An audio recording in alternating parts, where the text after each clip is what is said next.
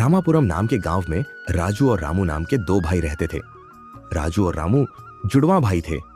राजू बहुत होशियार और बहादुर था, जबकि रामू मासूम और डरपोक था। एक दिन राजू और रामू अपने दोस्तों के साथ गांव के पास जंगल में खेल रहे थे।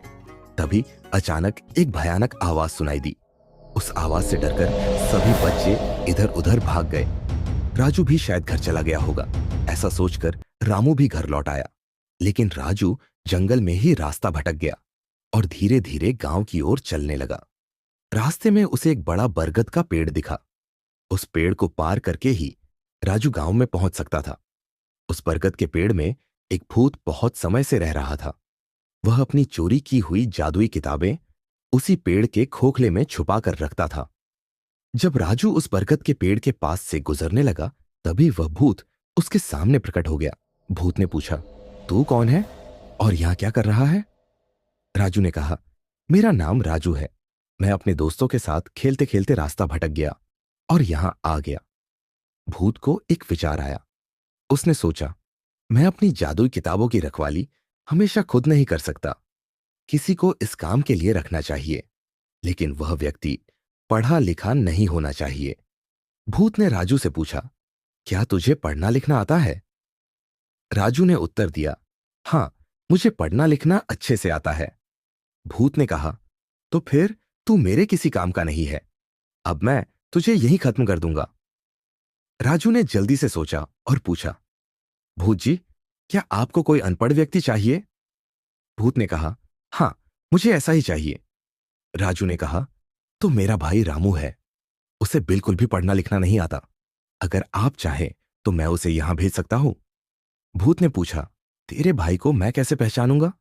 राजू ने कहा, हम दोनों जुड़वा हैं, आप उसे पहचान लोगे।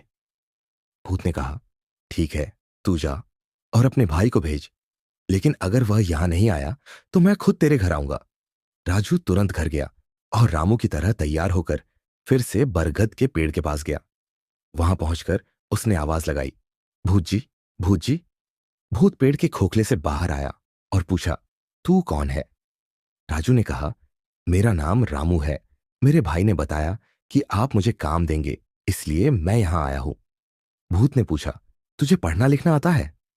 राजू ने उत्तर दिया, नहीं, मुझे पढ़ना लिखना नहीं आता, इसीलिए मैं आपके पास काम करने आया हूं।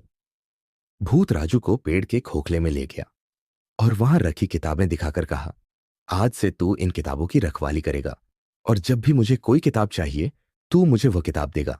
यही तेरा काम है। राजू ने कहा, ठीक है। राजू ने अपना काम शुरू कर दिया। वह भूत की मांगी हुई किताबें सही सही देता और उनकी रखवाली करता। लेकिन भूत को बिना बताए वह उन किताबों को पढ़ने भी लगा।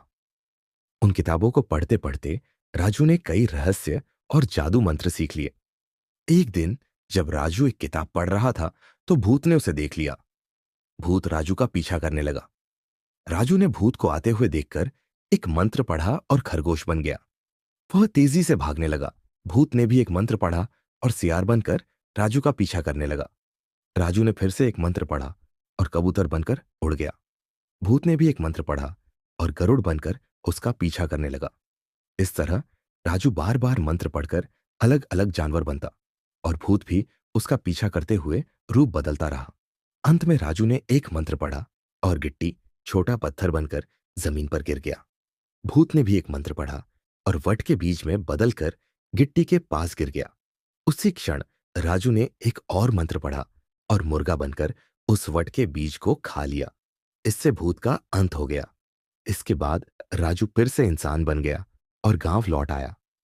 उसने अपने भाई रामू के साथ खुशी खुशी जीवन बिताया। इस घटना के बाद राजू, रामू और उनके दोस्त फिर कभी जंगल में खेलने नहीं गए। ये कहानी हमें सिखाती है कि बुद्धिमानी, साहस और चतुराई से किसी भी समस्या का समाधान किया जा सकता है।